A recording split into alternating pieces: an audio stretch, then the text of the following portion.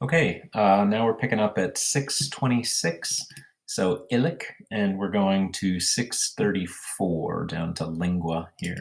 So illic's kind of like over there.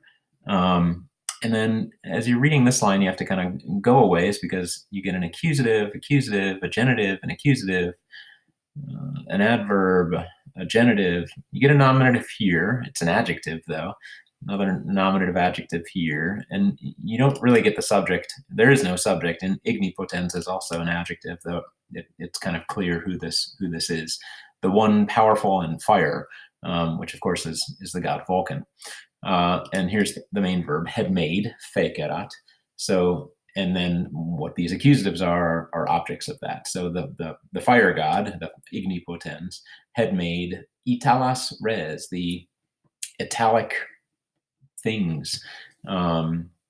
Res, of course, a word that things doesn't really capture, like the affairs, the matters, the affairs of Italy and the triumphs of the Romans, the triumphos Romanorum.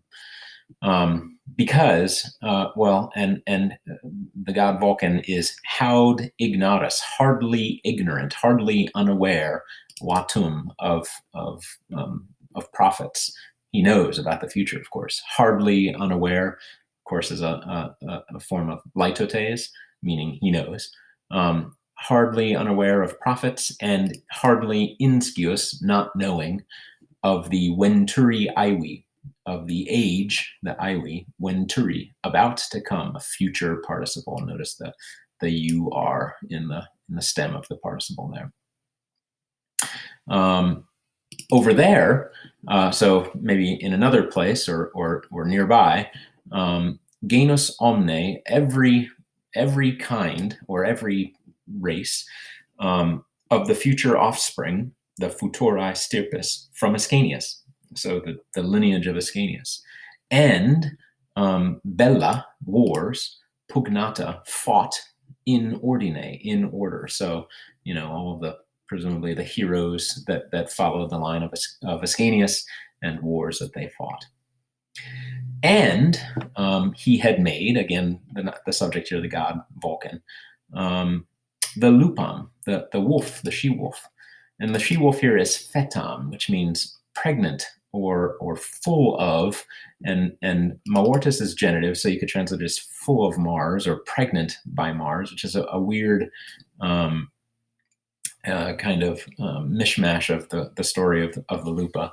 And she is procubuisse. She was lying down in the antro viridi, in the green cave, which may be a reference to the luper cow.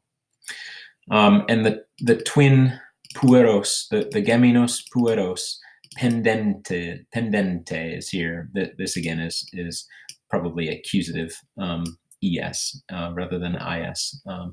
So the twin boys hanging around the ubera, the udders. Huic is dative, though you could probably translate it better as a genitive, of this wolf, or for this wolf, to this wolf. And they are playing ludere.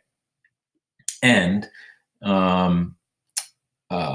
are licking lambere, the mother, the matrem. So here the story is kind of oddly convoluted because, of course, the wolf isn't really the mother of the she-wolf. She's the rescuer of the she-wolf.